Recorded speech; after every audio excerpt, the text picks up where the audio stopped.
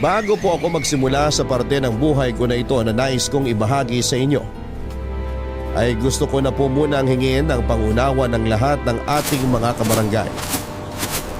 Pinalitan ko po kasi ang mga pangalan pati na ang mga apelyido na isinama ko rito sa kwento para po manatiling kaming pribado. Nawa ay maintindihan ng lahat na gusto ko lamang pong ibahagi ang sinapit ng aming pamilya sa mapaglarong kamay ng tadhana. Ako po si Liza, 25 taong gulang. Kasalukuyan po akong call center agent dito sa May Taguig. 5 taon na po ako nagtatrabaho sa kumpanyang pinapasukan ko. Dito ko din po nakilala ang lalaking minamahal ko 5 taon na ang nakakalipas. Mas nauna po akong nakapasok sa kumpanya. Siya naman ay pumasok makalipas ang 2 buwan. Timothy po ang pangalan niya. Timothy Delgado. Hindi niya tunay na pangalan. Palagi niya akong binibiro na napakagalang ko naman daw sa kanya kasi buong pangalan kung tawagin ko siya. Kaya tinatawag niya naman akong binibining Liza. Nainis po ako sa kanya kasi parang ang sarcastic kapag tinatawag niya akong binibini. Kaya para wag na akong mainis ay tinatawag ko na lamang siyang Timothy. Hindi ko na sinabi ang apelyido niya. Pero napakakulit po talaga niya. Kasi biglang nais naman niya ay Tim na lang ang itawag ko sa kanya. Hindi naman kami close kaya bakit ko siya tatawaging Tim? Kaya nakaisip na naman siya ng pangasar sa akin. Sinimulan niya naman po akong tawagin sa bukong pangalan. Kaya nagtunog formal at napakagaling niyang mag-asar, Papa Dudut.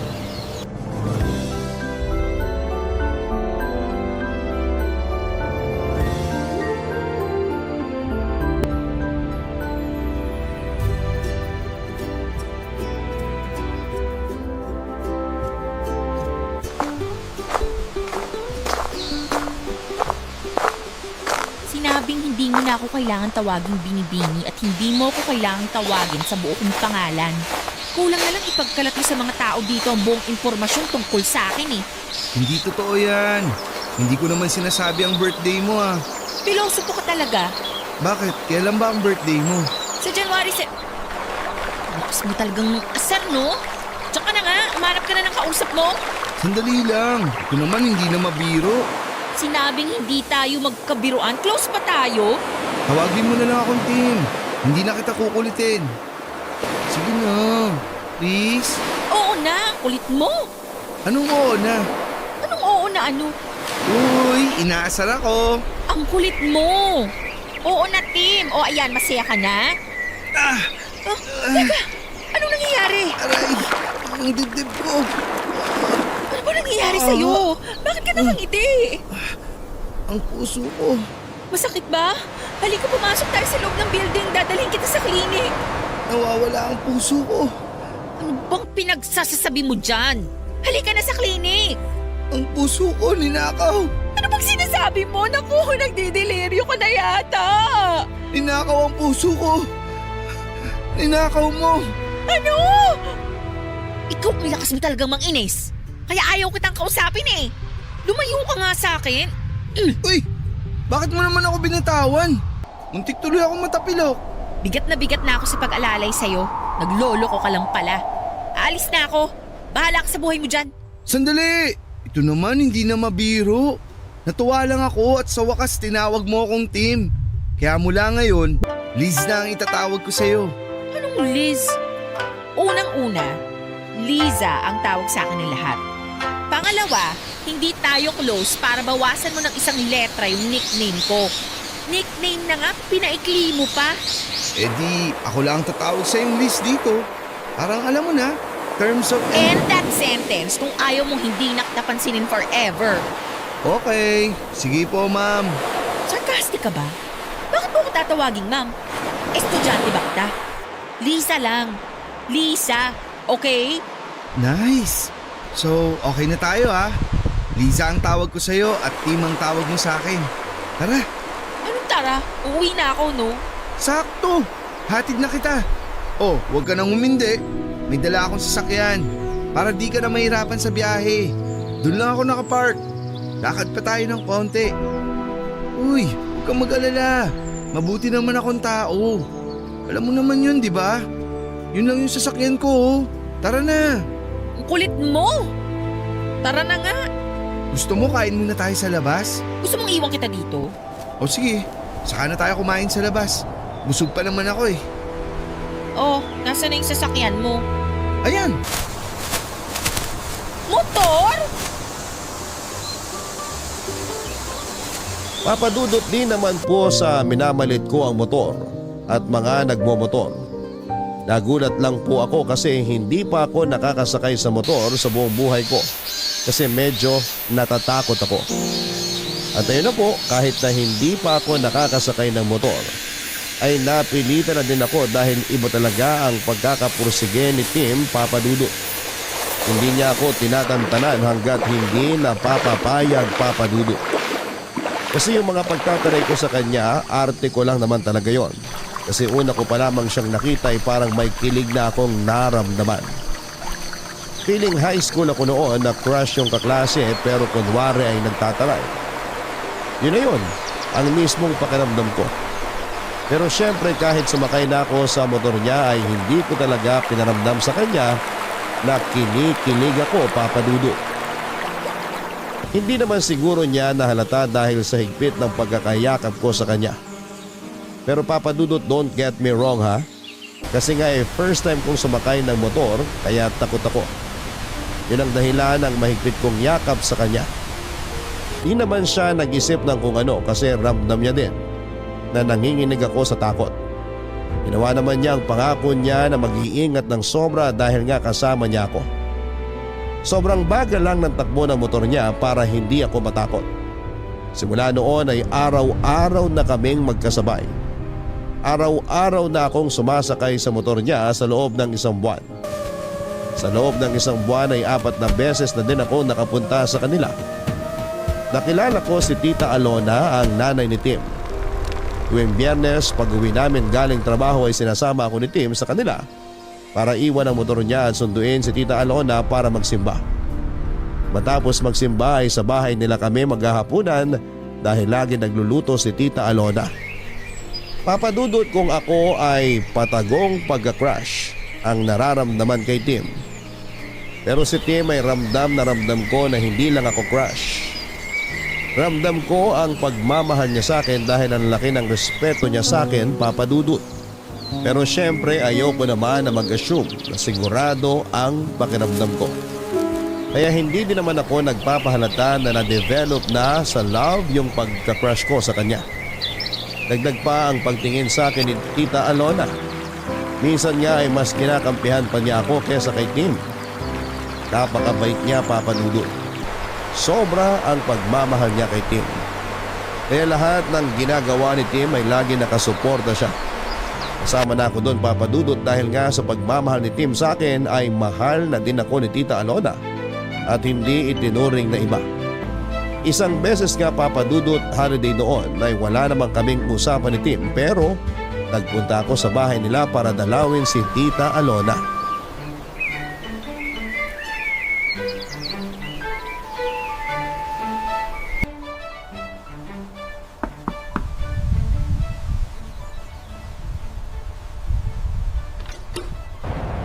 Tita, magandang tanghali po. Ay, Lisa, halika tuloy ka. Si Tim lumabas lang, may bibilin daw. Sandali lang yon. Halika muna. Okay lang po, kayo naman talaga ang dinalaw ko. Eto po, may dala kong cookies. Sugar-free po yan. Ay, naku, salamat talaga at sugar-free pang pasalubong mo, ha? Opo, para mas healthy. Sabi kasi ni Tim, ayaw nyo daw ng matatamis. Ay, oo. Mabuti na yung maingat. Sa edad ko, alam mo naman, malapit na sa sakit. Ay, siya nga pala. Huwag kang mawawala sa 70th birthday ko, ha? Siyempre naman po. Sagot ko na po yung cake, ha? May mabibilhan akong sugar-free na cake. Ay, meron palang sugar-free na cake? Opo, meron po. Sa bagay, halos wala namang imposible ngayon eh. Marami na din kasi ang umiiwas sa sobrang asukal. Yung iba nga ang dahilan, hindi sa kalusugan kundi sa bulsa. Mahal na daw kasi ang asukal. yung sugar-free na cake. Masarap naman po, tita. May tamis pa rin pero natural lang. Dapat tayong dalawa lang ang matamis dito sa bahay. Uy, nakakahiya kay tita. Hindi nakakahiya kay nanay yun, no? Ay, oo. Alam ko naman na mahal mo ang anak ko. Kaya huwag ka nang mahihiya sa akin. Oh, kita mo na? Ito talaga? Sandali, ano yan? Bakit butas yung laylayan ng pantalon mo, ha? Sumabit ako sa nakalawit na bakal dun sa may ginagawang kalye. Hindi ko napansin eh. Muntik na nga ako ma-off balance, buti na lang nakapreno ako. Ano ba yan? Bakit ba hindi nila i-check kung maayos ba ang paligid ng ginagawa nila? Nireport ko na, Nay. Sinabi ko sa kanila, kaya ayun, inalis nila agad. Tapos tinignan kung may mga nakausli pa. Napakadelikado nun, ah. Okay ka lang ba? Uy, worried. Umayos ka nga, hindi biro yan.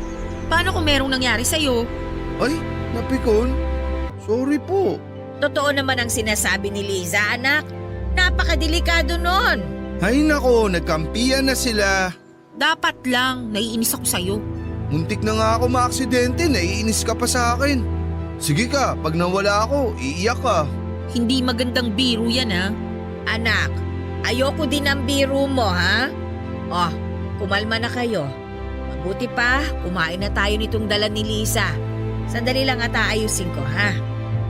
Huy, biro lang yung sinabi ko na mawawala ako. Hindi nga magandang biro yun. Sorry na, wala namang nangyari sa akin eh. Wala nga, paano kung meron? Nag-iingat naman ako. Pangako, mas mag-iingat pa ako lalo. Iisipin ko na lagi kang nakasakay sa motor ko para lagi ako mag-iingat sa pagmamaneho. Oh, ngiti ka na. Di ka ba nasugatan? Hindi, napunit lang tong pantalon ko. Kayang-kaya kong tahiin tong punit. Ako na magtatahi, hubarin mo na. Ha? Oo ba rin? Ano ka ba? Nandyan si nanay oh. Uumpisahan mo na naman ako eh. Sige, Pikon na naman. Huwag ka nang mapikon. Natutuwa nga ako at sinorpresa mo ako sa pagdating mo ngayon eh. excuse me, no? Nandito ako kasi dinalaw ko si Tita Alona at hindi ikaw. Sige nga, tingnan mo nga ako sa mata. Tapos sabihin mong hindi ako ang ipinunta mo dito. Naiinis na ako, ah. Oo. Baka magkapikunan pa kayo dyan, ha? Halina kayo rito sa mesa. Handa na yung merienda natin. Papadudot kahit napatawa na ako ni Tim ay hindi naalis sa akin ang aksidenteng kinasangkutan niya ng mga oras na yon, papadudot. Malit na aksidente man yon pero aksidente pa rin. Nakakatakot kasi at alam naman natin ang mga nagmumotor. Sinasabi nila na laging nasa hukay ang isang paa mo. Natatakot ako sa kasabihang yon, papadudot. Matapos ang merienda at kwentuhan ay nagpaalam si Tita Alona na magpapahinga daw muna siya, kaya naiwan kami ni Tim. Kinausap ko siya ng masinsinan, papadudot. Sinabi ko na baka pwedeng wag na siyang magmotor. Sinabi ko na pwede naman kaming mag-jeep lang o mag-taxi sa tuwing may pupuntahan. Sabi niya ay napaka-convenient daw kasi ng motor, lalo na daw pag traffic.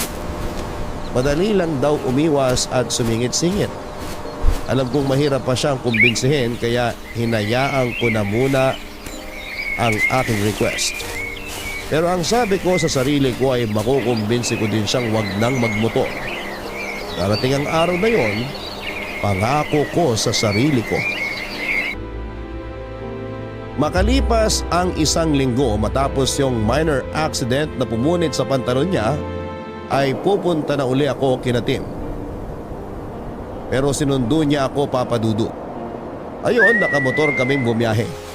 Maingat namang magmaneho si Tim mula sa amin hanggang sa kanila. At maayos naman ang naging biyahe naming dalawa.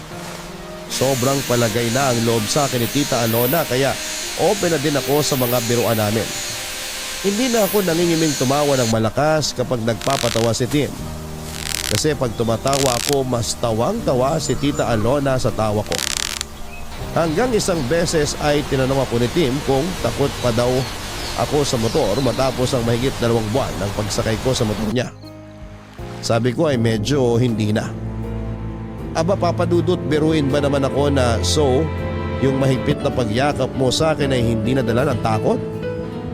Nabigla ako sa tanong niyang yon at hindi ko alam ang sasabihin, pero dahil hindi na ako nahihiya, kahit nadinig pa ni Tita Alona ang tanong niya ay natawa na lamang ako. Ayon, doon siya nakakuha ng pagkakataon para sabihing mahal niya ako. Papadudot, mahigit 2 buwan na rin naman kaming araw-araw magkasama, kaya hindi na ako nagpakipot pa. Kahit kaharap si Tita Alona ay sinagot ko din kaagad siya. Pero hindi pa pala yon ang araw na sosorpresahin niya ako sa mga tanong niya, kasi isang araw na corner niya ako sa isang tanong, Papa Dudut.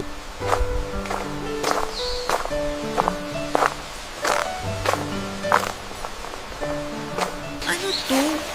Papatikin mo sa akin lahat yung nasa menu nila? Pero masarap naman ang pagkain nila dito, di ba? Masarap nga, pero bakit ang dami mong in-order? Ang hirap tuloy magpigil ng kain. Teka nga, ano bang okasyon? Mamaya ako na sasabihin. Hintayin muna natin si nanay. Ano? Dadating si tita tapos pinakain mo na ako? Ano ka ba, nakakahiya? Dapat hinintay muna natin siya. Sabi niya kasi mauna na tayong kumain. Kasi baka medyo matagalan siya ng dating. May naasikaso pa raw siya eh. Pero parating na yun. Eh basta, hihintayin ko muna si tita. Mamaya ako na itutuloy yung pagkain. Anak! Ayun na pala si nanay. Sabi sa'yo, parating na siya eh. Mano po, Nay? Magandang tanghali po. Mano po. Ay, kaawaan kayo ng Diyos. Naku, pasensya na kayo ha. Kanina pa talaga ako tapos dun sa inasikaso ko. Yung traffic ang nagpatagal sa akin. Napagod ako. Sabi sa inyo eh. Bibilang ko na kayo ng sarili niyong motor para kahit traffic, pwede kayong dumaan sa mga masisikip na daan. Tigilan mo nga ako. Unang-una, sa edad kong ito, pagmumotorin mo ako? Oh, ayaw niyo nun, Nay. Ang angas ng dating niyo pag nakamotor. Ito talaga, tigilan mo na nga si tita. Ay naku, laging ganyan yan, iha. Dati nga sabi ba naman, bibilihan niya raw ako ng leather jacket para daw magmukha akong action star, para daw walang mambasto sa akin. Aba, sabihin na natin na mukha akong nakakatakot. Eh pero hindi ba mas mukha akong tanga at naka-leather jacket ako sa init ng panahon? Uy, wag mong pigilan yan. Baka kabagan ka. Tita, ayoko pong tumawa. Ay iha, wag ka nang mahiya. Nakakatawa naman talaga eh. Hindi lang ako makatawa kasi nanunuyo itong lalamunan ko. Inom po muna kayo. Ito po, tita oh. Ay, salamat iha. Ayan. Ay, salamat naman at hindi natuyo ang lalamunan ko. Pwede na tayong tumawa. Ano nga ba yung tinatawanan natin? Yung tungkol po sa mukha kayong action star na naka-leather jacket sa ilalim ng mainit na araw. Sorry po. Itong anak ko na ito talaga, hindi na makabiro. Ayan ha, sinasanay ko na ang sarili ko ha. Anak, sige, sabihin mo na. Sabihin ng alin po. Liza, matagal na din naman tayong magkarelasyon. Siguro naman, pwede na tayong magpakasal. Okay ka lang? Tinatanggap mo ba ang proposal ko? Ha? Nabigla naman ako sa sinabi mo. Kung hindi ka pa handa, maiintindihan ko. Maghihintay ako. Ay, wala ko sinasabing ganyan. Siyempre, payag na payag ako. Ay, nako. Salamat naman sa Diyos. Pero iha, syempre kailangan pa din namin na hingin ang kamay mo sa iyong mga magulang. Kailan ba pwede? Kung kailan po kayo pwede, tita? Ano bang tita? Nanay na ang itatawag mo sa akin. Opo. Nanay? Yun!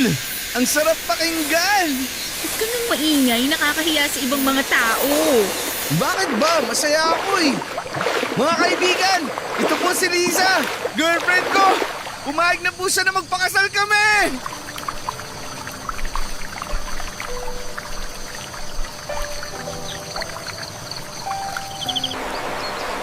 Napakasaya ng araw na yon, Papa Dudut. Plinano namin ang pagharap sa mga magulang ko para kunin ang basbas nila. Hindi naman ako nag-alala na hindi sila papayag. Kasi napakalambing ni Tim, kaya kuhang-kuha niya ang loob ng nanay at tatay ko. Hindi nga kinabahan si Tim nung sabihin niya ang pakay. Matapos noon ay nagsimula na kami magplano kung anong araw ang kasal.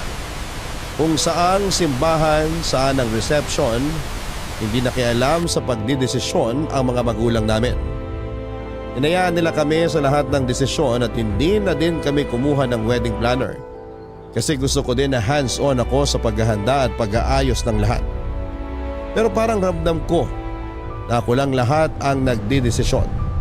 Kasi naman papadudod sa tuwing tatanungin ko si Tim, ang lagi niyang sagot ay kung saan ang sa palagay ko'y maganda. Yun din ang desisyon niya. Sa gitna ng mga pagpaplano ay binuksan ko uli ang isang hiling na sana ay mangyari. Ano ba nga ayusin natin ngayong araw? Maghihintay lang tayo ng mga tawag kung may kailangan tayong puntahan. Yung venue ng reception, hindi ba natin pupuntahan? Napuntahan na natin yun. Sabi na naman natin ang mga gusto natin. Tatawag naman sila kung may iba pang kailangang malaman. Yung pagkain, okay na ba yung mga napili natin? Kailangan kaya natin puntahan uli? Baka may dadagdag pa tayo. Pwede naman nating itawag yun kung sakaling may idadagdag. Saka yun na yung mga pagkain, kumpleto na yun.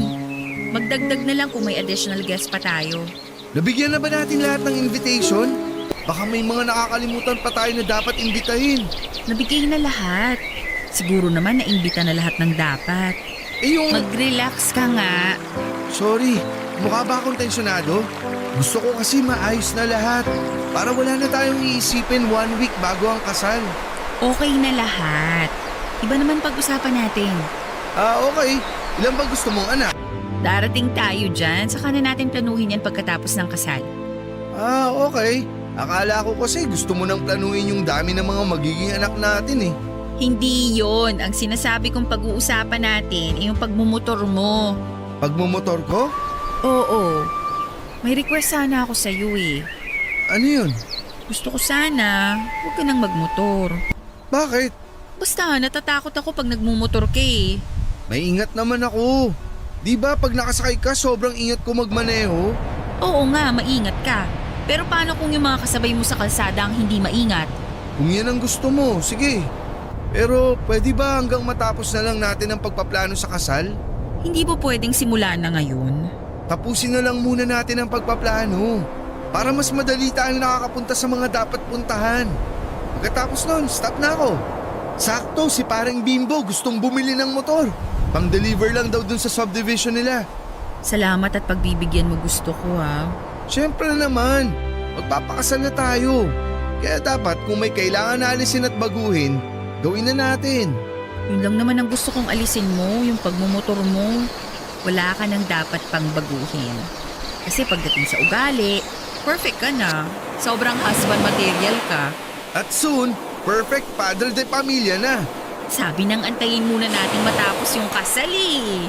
O sige, sa huling araw ng pagbumotor ko, doon na natin pag-usapan ang plano kung gaano karaming magiging anak natin ha.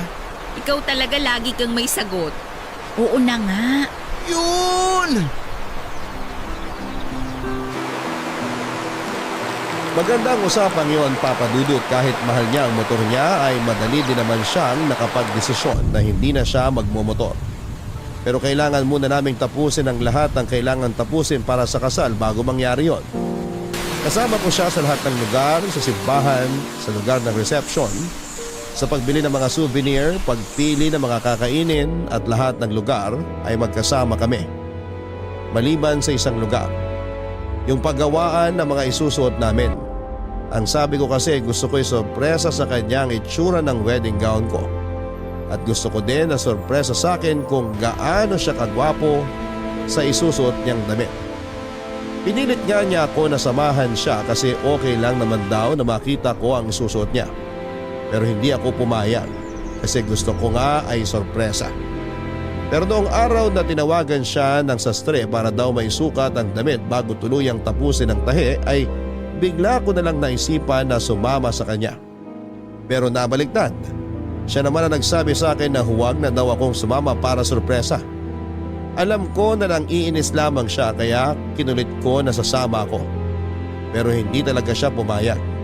Umalis na siya ng araw na yon gamit ang motor niya at ang sabi niya ay may maganda daw siyang balita sa akin.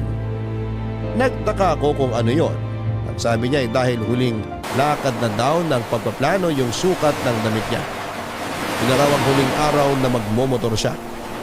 Natuwa ako sa mga sinabi niya, Papa Dudut, dahil sa wakas ay matutupad na ang gusto ko na huwag siyang magmotor. Nakita niya ang tuwa ko kaya niyakap niya ako at saka siya humalik sa akin at saka tuluyan ng umalis. Pumasok ako ng bahay na ini-imagine ang magiging itsura niya sa Amerikanang pinatahi niya. Pero sandali akong natigilan dahil naisip ko ang sinabi niya. Ngayon ang huling araw na magmomotor siya. Ilang sandali lang ay may sumigaw sa labas. Tinawag ako dahil na-aksidente raw sa kanto si Tim. Na-aksidente si Tim, isang kanto lang ang layo sa amin. Patawid na daw si Tim nang biglang may kotseng nawala ng preno ang sumalpok sa kanya. Ay takbo sa ospital si Tim pero hindi na siya naisalba ng mga doktor. Wala na ang pinakamamahal ko, Papa Dudut. Lahat ng plano namin ay wala na. Dahil ang taong kasama ko para buuin ang mga pangarap ko ay hindi ko na makakausap. Siguro ay iniligtas ako ng pinakamamahal ko kaya hindi ako nakasamang maaksidente. Dahil noon naman, sa tuwing magsasabi akong sasama ako sa kanya ay hindi siya nagdadalawang isip at agad-agad ay isinasama niya ako. Pero ng araw na yun ay talagang pinilit niya na huwag akong sumama. Kahit na wala naman sa kanya kung makita ko ang damit niya o hindi. Ginawa niya lang dahilan ang huwag kong makita ang damit para hindi ako magpilit na sumama. Nagsisisi din ako dahil nawala sa isip ko na sabihan siya na mag-ingat ka. Ang damit pala na susukatin niya ay ang damit na susuotin niya sa kanyang paglisan. Masakit sa akin ang nangyari, Papa Dudut, pero nilakasan ko ang loob ko at tinapangan ang sarili ko dahil ako ang umalalay sa nanay ni Tim. Tanda na rin si Nanay Alona. Napakasakit sa kanya ang nangyari dahil si Tim ay ang kaisa-isa niyang anak. Kung maaari lang na gumawa pa ng isang team para hindi na mangulila si Nanay Alona ay gagawin ko. Pero hindi pwede. Ipinangako ko na lamang kay Tim na hindi ko iiwan si Nanay Alona. Lagi ko siyang dadalawin at kukumustahin. Makalipas ang isang taon ay sabay namin dinalaw ang libingan ni Tim, Papa Dudut. Pagkagaling sa sementeryo ay hinatid ko siya sa bahay. Pauwi na ako nang makakita ako ng magkasamang nakasakay sa motor. Biglang bumalik sa akin ang lahat ng alaala namin ni Tim kapag sakay niya ako sa motor niya. Mahirap man, Papa Dudut, pero kailangan na mag-move on, ang sabi ko sa sarili ko. Sa huling pagkakataon ay sasakay ako sa motor para sa huling alaala ng pag-angkas niya sa akin. Pagkatapos noon ay susulong na ako sa susunod na kabanata ng buhay ko. Kaya naisipan ko mag-book sa isang app para sumakay sa motor at dito na nangyari ang isang bagay na napakahirap intindihin at ipaliwanag.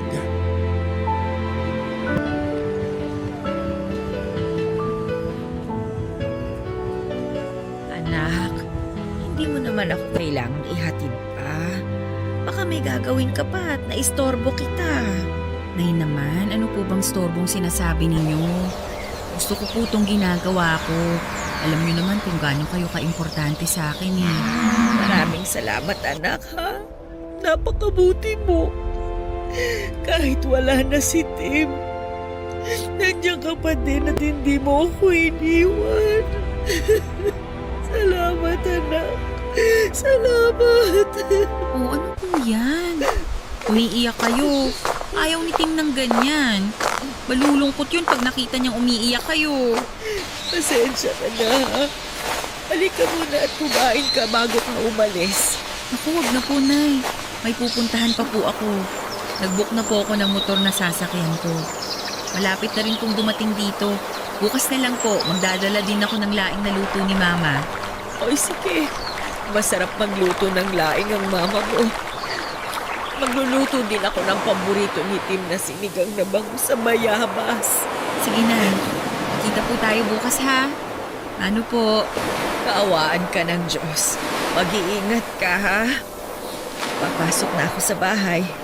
Opo.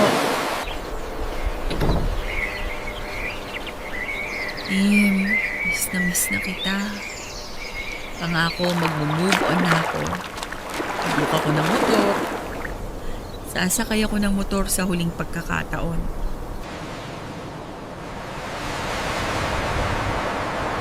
Ma'am Liza? Kayo po ba si Ma'am Liza? Ma'am, okay lang po ba kayo? Ha? Oo. Pasensya na. Nagulat lang ako sa boses mo. May kaboses ka kasi eh. Talaga po ba? Singer po ba yan? Kasi marami pong nagsasabi maganda raw ang boses ko pag kumakanta eh. Palabiro ka pala. Hindi singer ang kaboses mo. Kaboses mo yung... Hayaan mo na nga. Tara na. Ay sandali, wala po pala kayong sariling helmet. Pasensya na, di ko agad nailabas yung helmet na para sa pasahero. May iba po kasing pasahero may dalang helmet. Eto po ma'am. Malinis na po yan. Lagi ko pong ini-spray ng alcohol. Pero isprayan ko po ulit sandali ng alcohol bago niyo isuot. Ayan. Ma'am, pwede niyo na pong isuot. Salamat.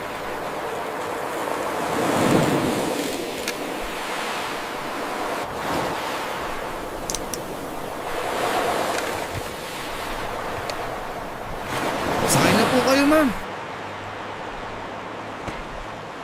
Bago po tayo umandar, ma'am, check ko lang. Komportable naman po kayo sa pagkakaupo nyo? Ha? Oo, komportable naman. Salamat. Don't worry, ma'am. Iatid ko kayo ng safe and sound. Maingat po ako, lalong-lalo na kung may sakay. Naalala ko yung boyfriend ko sa'yo. Napakaingat nun sa pagmamaneho ng motor. Pero yung bumangga sa kanya hindi nag-ingat eh. Ay, opo. May mga ganyan po talaga. Nakakainis yung mga kamote na yan. Kamusta na po si sir? Wala na siya. 1 taon na siyang wala. Babangloksa niya ngayon. Simula nung nawala siya, ngayon na lang uli ako sumakay ng motor. Ay, sorry po, ma'am. Okay lang. 1 taon na din naman. Kailangan ko nang sumulong sa buhay ko. Sobrang bait po siguro ni sir, no? Oo. Alam mo ba, siya yung kaboses mo. Nakakatakot naman kayo, ma'am. Ay, pasensya na. Hindi ko gusto na takutin ka. Sobrang nagulat lang kasi ako kanina nung tinawag mo ako sa pangalan ko eh.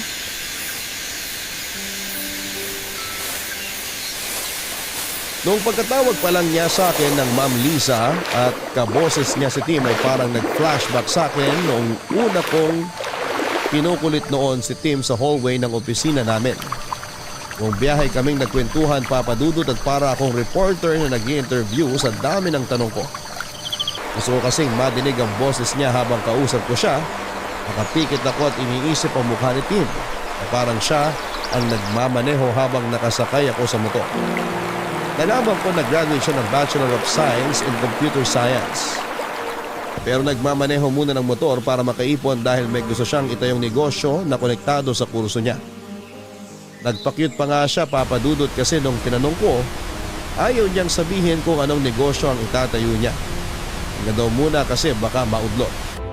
Ewan lang kung bakit ba naitanong ko sa kanya kung may asawa na siya. Sinagot niya naman na wala. May kasintahan daw siya dati kaso ay hindi rin sila nagtagal. Ayon sa kanya ay hiniwalayan siya dahil wala daw siyang oras para sa relasyon nila. Ayun nga, tuloy-tuloy ang kwentuhan namin sa buong biyahe. May mga tanong ako at sagot siya na nagkakatawanan pa kami na parang ang tagal na naming magkakilala. Papadudot, hindi naman sa defensive ako pero gusto ko lang talagang madinig ang boses niya. Kaya nakipagkwentuhan ako sa kanya kasi hindi ko naman masasabi kung makakausap ko pa ulit siya o kung may makakausap pa ako na kaboses ng boyfriend kong si Tim. Siguro pagkakataon na lang uli ang gagawa ng paraan kung magkikita at magkakausap pa uli kami. Malapit na akong buwaba at halos lahat na itanong ko na sa kanya maliban sa pinaka-importante, ang kanyang pangalan. Hindi ko kasi nabasa yung pangalan niya sa app kasi wala ako sa wisyo noong nag-book ako. Noong matanggap niya yung booking ay itinago ko na kaagad ang phone ko. At habang nasa biyahe ay hindi ko naman makuha ang phone ko sa bag ko kasi kinakabahan ako, papadudot. Pagbaba ko ng motor at bago ko pa man may tanong ang kanyang pangalan ay nakiusap na siya. na kung pwede raw ay makiinom para daw hindi na siya bibili ng tubig at matipid niya ang budget niya sa araw na yon. Niyaya ko siyang pumasok sa bahay pero nahiya siya at doon na lang daw siya maghihintay sa labas. Siyempre hindi ko na siya pinilit pa. Agad akong pumasok sa bahay para kumuha ng tubig. Sakto may bottled water pa ako na hindi nabubuksan sa ref. Paglabas ko ay saktong tinanggal niya ang helmet niya. Nang iabot ko na ang tubig ay tinanggal niya naman ang suot niyang mask. Kung unang naramdaman ng halo-halong emosyon at hindi ko alam kung papaano ipapaliwanag yon.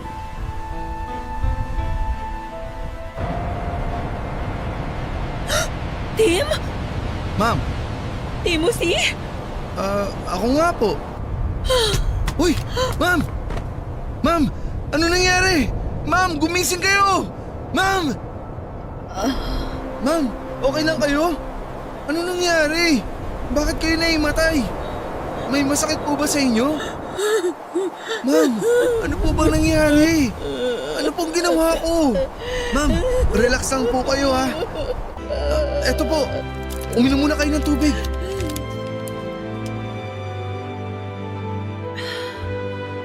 Okay na kayo, ma'am? Kalmado na po ba kayo? Oo. Okay po. Bakit po kayo naimatay? Ano po ba nangyari? Para kayong nakakita ng multo eh. Yung binigay niyo pong tubig, napainom ko din tuloy sa inyo. Joke lang po. Pinapatawa ko lang kayo. Tim? Ako talaga yan? Opo, ako nga po. Yun din po yung pangalan na nakalagay sa app. Bakit po parang ngayon nyo lang na-realize yung pangalan ko? Hindi ko tinignan ang pangalan mo sa app kanina. Sobrang lalim ng iniisip ko eh. Ang nakita ko lang yung numero ng plaka ng motor mo. Eh bakit po gulat na gulat kayo na Timothy ang pangalan ko? Paano nyo rin po nalaman na Tim ang nickname ko? Ay, huwag nyo na pong sagutin yung huling tanong. Obvious naman po kasi na kaya Tim dahil Timothy ako. Pasensya na po kayo ha. Pinapatawa ko lang kayo para ma-relax kayo. Tim, naguguluhan na ako. Mas naguguluhan ako, ma'am. Ano po bang nangyayari? Hindi mo ba talaga ako kilala? Hindi po. Ngayon ko lang po kayo naisakay. Timothy Delgado? Ano po? Ikaw si Timothy Delgado. Hindi po. Timothy Garcia po ako. Nakakatakot naman kayo, ma'am. Napagkamalan niyo ako yung kakilala niyong Timothy. First time niyo lang po bang nakadinig ng may kapangalan? Joke lang po. Hindi lang sa pangalan eh. Hindi ko alam kung paano ko ipapaliwanag sa'yo. Sige po, ma'am. Makikinig po ako. Pwede bang samahan mo ako pabalik kung saan mo ako sinakay? Okay lang po sana, ma'am. Kaso, may schedule pa po ako ngayon eh. Baka malate po ako ron. Nagdadrive din po ako ng rent-a-car. May ihatid po ako sa Pampanga. 5 PM po yun, kaso may nakuha pa po akong isang pasahero sa motor bago ako umuwi. Pasensya na, ma'am ha. Hindi po sa nagdadahilan ako. Alam ko na. Kunin ko na lang po ang number nyo. Kontakin ko po kayo bukas pagbalik ko dito sa Maynila. Ito yung number ko. Pasensya na, pakopya na lang dyan sa cellphone. Hindi ko na maalala ang number ko, naguguluhan ako. Opo, ma'am. Ang gulo po talaga. Kung wala lang po akong gagawin ngayon sana sinamahan ko na kayo. Pasensya ka na ha. Mahirap ipaliwanag eh. Pero may tao na pwedeng maglinaw ng lahat. Sige po, ma'am. Eto na po ang cellphone nyo. Nakuha ko na po ang number nyo. Sinave ko na din po ang number ko sa phone nyo. Ma'am, nakatulala po kayo. Pasensya ka na. Huwag ka sanang mawirdohan sa akin ha. Actually, mas lalo ako naging interesado kung ano yung gusto nyong sabihin eh. Paano, ma'am? Kailangan ko na pong pick upin yung pasahero ko. Sige po, ma'am Liza. Lisa na lang please. Lisa na lang ha. Tanggalin mo na din yung po. Okay. Sige, alis na ako. Mag-iingat ka. Salamat.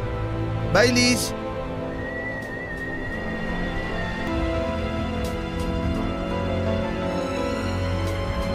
Para akong binuhusan ng malamig na tubig nang tawagin niya akong Liz dahil yon ang gustong itawag sa akin noon ni Tim. Pero hindi ko siya pinayagan. Ang salitang mag-ingat ka na hindi ko nasabi kay Tim bago siya na-aksidente ang nasabi ko sa taong ito na hindi ko alam kung kilala ko na o ngayon ko lang nakilala. Maniwala kayo sa hindi, ako mismo ay nagitla sa mga pangyayari. Mistulang eksenang hango sa isang pelikula ang pagkakita namin dalawa. Sadyang ayaw magpatalo ng utak ko at patuloy na iniisip nito na guni-guni ko lamang yung nangyari. Hindi totoo. Pero mali ako. Mas totoo pa ito sa inaasahan ko. Gulong-gulo ako, Papa Dudut, at kinabukasan ay tinignan ko ang aking telepono. Tinignan ko kung nandun ang numerong nilagay ng mahiwagang lalaking yon. Nandun nga, Papa Dudut. Ibig sabihin ay hindi pa naginip ang nangyari. Nahihiya akong tumawag kaya nag-text na lamang ako. Inumusta ko siya at hinintay ko ang sagot niya. Pero hindi ito sumagot kaagad at ilang sandali biglang tumunog ang cellphone ko. Nag-reply na pala siya sa text. Humingi siya ng pasensya na natagalan siyang sumagot kasi kauuwi niya lang. Willing daw ito na pumunta kung papupuntahin ko. Kaya binigay ko ang address ni Nanay Alona at sinabing magkita kami doon ng tanghali. Matapos kong mag-ayos ay pinuntahan ko na si Nanay Alona. Nung una ay inano ko muna siya at kinumusta saka ko tinanong kung may kapatid nga ba si Tim. Ganoon na lamang ang pagkabigla ni Nanay Alona sa tanong ko. Napaluha siya at ikinuwento sa akin ng isang lihim na ayaw na sana niyang maalala. Hindi na nakilala ni Tim ang kanyang ama dahil noong nagbuntis si Nanay Alona ay madalas na ang pagtatalo nila. Sa isang probinsya sa Visayas nakatira noon si Nanay Alona, ang kanyang pag-aasawa ay isang arranged marriage. Kaya hindi maganda ang pagsasama nila. Pinantaan siya nito na matapos niyang ipanganak ang ipinagbubuntis ay kukunin niya ito at ilalayo. Pero bago pa man nakapanganak si Nanay Alona ay naghiwalay na sila hanggang dumating ang araw ng kanyang panganganak. Sa bahay siya nagsilang sa tulong ng kanyang kapatid at laking gulat ng kapatid niya nang makitang may isa pang sanggol. Kambalang pinanganak ni Nanay Alona. Napakasaya ni Nanay Alona at pinangalanan niya ang kambal na Timothy at Tomas. Hindi na nagparamdam ang kanyang asawa at naging maayos naman ang buhay ng mag-iina. Napabinyagan niya ang mga bata, malulusog ang mga ito. Ang unang taon ng karawan nila ay abala si Nanay Alona at kapatid niya sa paghahanda. Ang kapatid ni Nanay Alona ang gumagawa ng mga ginupit na letra para idikit sa pader. Padikit ang maligayang karawan Timothy at kulang pa ang mga nagawa kaya kasalukuyan niyang ginugupit ang ilang pang letra. Nabubuo naman ng salitang at Tomas. Ang utusan ni Nanay Alona ang kapatid na bumili ng gulay dahil kumulang ang sahog para sa pansit. Umalis ang kapatid bitbit si Timothy para pumunta sa palengke. Naiwan sa bahay sina Nanay Alona at Tomas. Nasa kuna si Tomas sa may sala ng balikan ni Nanay Alona ang niluluto. Nang biglang dumating ang asawa niya. Kinuha nito ang bata at itinakas. Sa bilis ng mga pangyayari ay hindi na malaya ni Nanay Alona na nakuha na pala si Tomas sa kuna. Wala na nang naabutan si Nanay Alona. Naguluhan siya at pilit na inintindi ang nangyari kung paanong biglang nawala si Tomas sa kuna. Inanap ni Nanay Alona si Tomas at sinubukan niyang lumabas ng bahay nang dumating ang isang nagmamadaling kapitbahay upang sabihin na kinuha ng dating asawa ang anak niya. Nadurog ang puso ni Nanay Alona ng panahon na iyon. Palibas ay hindi alam ang gagawin kaya hindi niya alam kung paano mababawi ang anak hanggang sa lumipas ang panahon.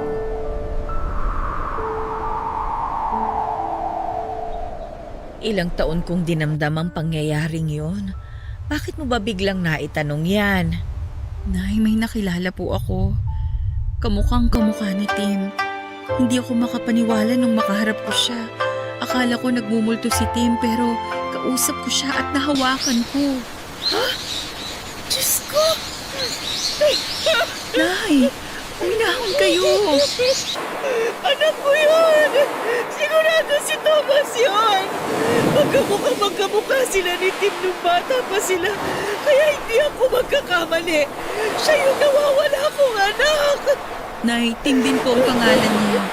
Pero iba po ang apelyido. Garcia po. Apelyido yun ang kanilang ama. Ang apelyido na ginagamit ni Tim ay apelyido ko. Siguro nung araw na kinuha si Thomas, pangalan pa lang ni Timang nakatikit sa pader noon. Marahil iniisip ng ama niya na ang nakuha niyang bata ay si Timothy. Hindi niya din alam na kambal ang naging anak namin. Diyos ko, sana siya si Thomas. Parang awa mo na, Diyos ko. Bago man lang po magpantay ang aking mga paa. Minahon kayo, Nay. Pinapunta ko siya dito kasi gusto ko din malaman kung ano bang nangyayari. Parating na po siya, nag-text na siya sa akin. Ibinigay ko yung address dito. Alam na niya ang lugar na to kasi dito niya ako sinundo ng motor kahapon. Tao po. Liza, Diyos nandiyan ko! ka ba? Boses ni Tim yun! Siya na po yan. Nay, huminahon kayo ha. Papapasukin ko lang siya. Magandang tanghali, Liza. Tuloy ka.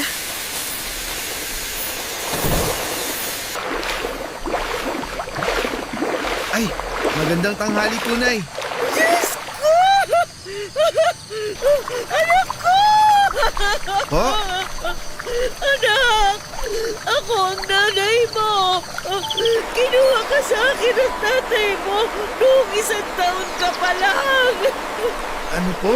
Ikaw si Thomas! Kakambal mo si Timothy! Thomas ang totoo mong pangalan, anak! Naguguluhan po ako. Anak! Patawarin mo ko! Hindi kita naipaglaban! Bigla ka kasi kinuha ng tatay mo at hindi ko alam kung saan ko siya hanapin noong mga panahong yun. Pero kahit ganon, hindi ako tumigil sa paghahanap sa'yo. Alam na kakambal mo ang tungkol sa'yo. Ikinuwento ko ang nangyari, kaya siya man ay hinahanap ka rin. Pero wala kaming alam kung saan ka matatagpuan, anak ko. Kaya pala ang nakilala kong nanay, palaging sinasabi sa akin na hindi niya ako anak. Akala ko noon inampun lang nila ako. Para akong ibang tao sa bahay na yun. Gusto kong malaman ang totoo pero sa tuwing tatanungin ko si tatay, nagagalit siya at sinasaktan niya ako. Kaya itinigil ko na ang pagtatanong at tinanggap ko na lang kung anong meron ako noon. At ang meron ako noon, yung sarili ko lang. Patawarin mo ko, anak ko. Ginawa ko ang lahat. Alam na Diyos yun. Alam na Diyos kung paano kita hinanap. Kami na kapatid mo. Anak, mahal na mahal kita, anak ko. Nay!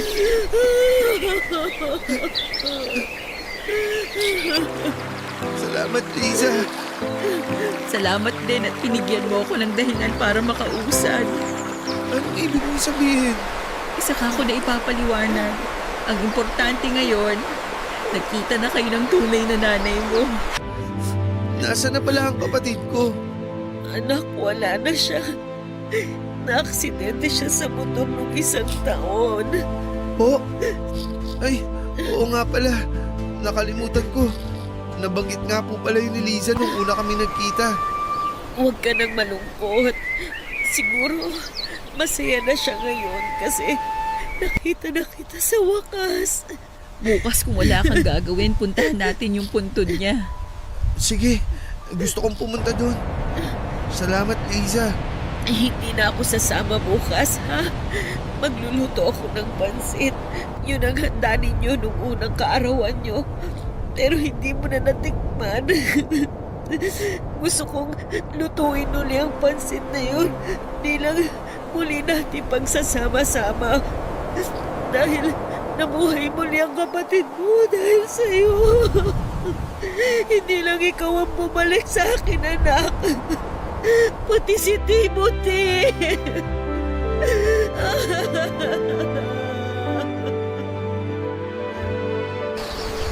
Papadudot nang marinig ko ang sinabi ni Nanay Alona na nabuhay muli si Tim dahil sa kanyang kakambal.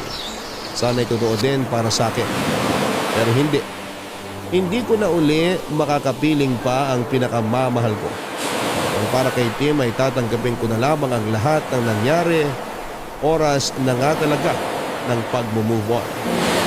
Nakakalito, Papa Dudut, kasi pareho sila ng pangalan pero hindi na siguro kailangan na magpalit pa ng pangalan si Timothy para ibalik sa Thomas ang pangalan niya. Kasi yun na din naman ang kinalakhan niya. Sa mga papel na pinagawa ng tatay niya para sa kanya ay puro Timothy ang nakalagay na pangalan. Saka isa pa ay okay na din at Tim din ang pangalan niya. Parang nandyan pa din si Tim ko. Don't get me wrong, Papa Dudut, ha. Sabi ko nga ay naka-move on ako. Pero ayoko namang totally kalimutan si Tim. Sa bahay na ni Nanay Alona nanirahan si Tim dahil napakahabang panahon ang nawala sa kanilang dalawaan na magkasama. Kaya kailangan nilang habulin ang mga panahon na nangulila sila sa isa't isa. Masayang masaya ako dahil bukod sa akin ay naka-move on na din si Nanay Alona. Oo, wala na nga ang boyfriend kong si Tim pero buhay na buhay siya sa lahat ng aspeto sa katauhan ng kapatid niyang si Thomas o Timothy. Dahil nga doon ay nakatira si Timothy kay Nanay Alona at dahil madalas ko din dinadalaw si Nanay Alona ay madalas din kaming magkasama at nagkwekwentuhan. Papadudot, para kaming soulmates dahil ang gaan ang loob namin sa isa't isa. Ayoko maging unfair, ayokong isipin na kaya ako close sa kanya dahil nga si Tim pa din ang nakikita ko. Kasi habang tumatagal ang panahon, kahit pala sila kambal ay may mga pagkakaiba din pala sila. Pareho sila ng sense of humor pero si Tim ay pag seryosong topic ay nagiging seryoso. Si Timothy ay iba. Kasi para sa kanya pag seryoso ang topic ay pinipilit niyang hanapan ng paraan para maging magaan ito. Ayaw niya daw ng mga nakakalungkot. Kasi halos buong buhay niya ay malungkot na. Kaya ayaw niyang nakakakita ng nalulungkot. Papadudot na kumbinsin na rin namin ni Nanay Alona si Timothy na huwag nang magmotor. Dahil nga hindi maganda ang nangyari kay Tim dahil sa motor. Sinuportahan din ni Nanay Alona ang negosyong pangarap ni Timothy. May computer shop na siya. All around ang shop mula repair hanggang sa pagpuprogram at kung ano-ano pang may kinalaman sa computer, kaya ni Timothy. Kampante kami sa mga ginagawa namin, Papadudot. May tinatawag kaming relax day. Yun ang araw ng day off ko na kung saan ay araw din na sarado ang shop ni Timothy. Okay naman ang mga paglabas-labas namin para kumain at mag-aliw hanggang isang araw.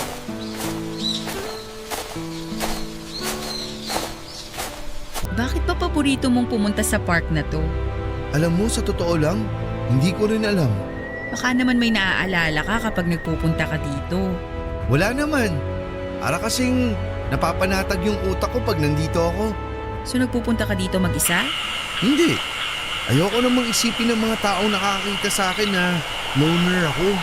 Sino kasama mo? Iba-iba, mga kaibigan ko. Alam mo bang si Tim? Yung kakambal mong si Tim, gustong gusto rin pumupunta sa park na to. Talaga? Bakit ganun? Anong bakit ganun? Ang liit lang naman itong park. Kung nagpupunta siya dito noon pa, bakit di kami nagkita kahit minsan? Mahiwaga talaga ang buhay eh. Siguro nga. Ikaw ba ang lagi niyang kasama dito? Minsan, pero di gaya mo, kaya niyang tumambay dito mag-isa. Mag-isa siya dito pag nagkakasamaan kami ng loob. Pagkagaling dito, makikipagkita na siya sa akin. Tapos, ang saya na niya at patatawanin na naman ako. Weak ako, kaya ayun. Natatawa na lang ako tapos okay na kami. Napakabait pala ng kambal ko. Alam mo ba mula nung nalaman kong may kakambal ako? At alam ko din na hindi ko na siya mayayakap. Alam mo ang ginagawa ko? Tumitingin ako sa salamin tapos niyayakap ko ang sarili ko. Ang weird pero ang cute. Alam mo ba, sa totoo lang, sa tuwing ginagawa ko yun, parang nararamdaman ko din na niyayakap niya ako. Pero, sinong mas gwapo sa amin ni Tim? Kahit magkamukha kayo, kung ako ang tatanungin kung sino ang mas gwapo, siya. Hindi naman ako magtatampo dun. Kasi dahil kambal kami, kaya pakiramdam ko ako rin yung sinasabihan mong gwapo. Wala talagang ligtas sa'yo, no? Parehong-pareho kayo. Lahat ng hirit ng iba, lagi kayong may sagot. Speaking of sagot, dahil sinagot mo ang lunch kanina, sagot ko naman ang merienda ngayon. Kaya diyan ka lang, may bibilin ako.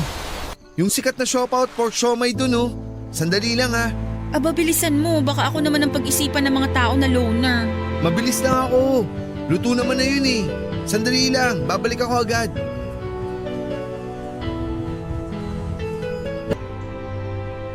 So, ikaw yung pinalit sa akin?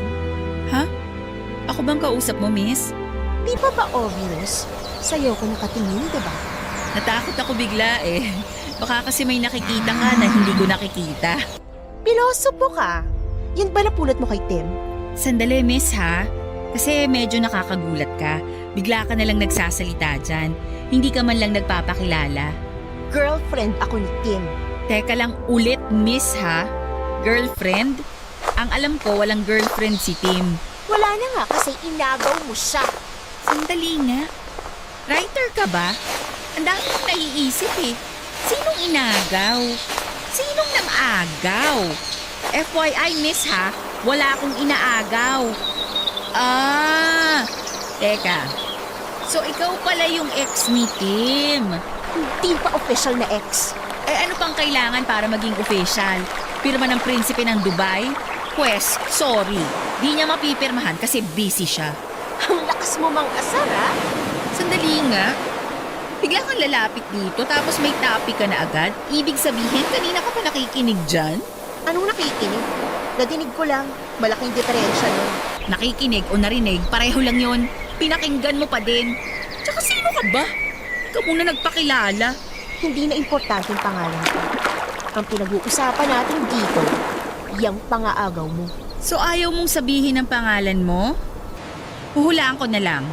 Dahil nakikinig ka sa usapan ng may usapan, I therefore conclude na ang pangalan mo, Marites. Kanina ka pa! Lorena! Oh, so Lorena palang pangalan mo. So, ngayon alam mo na. Anong ginagawa mo dito?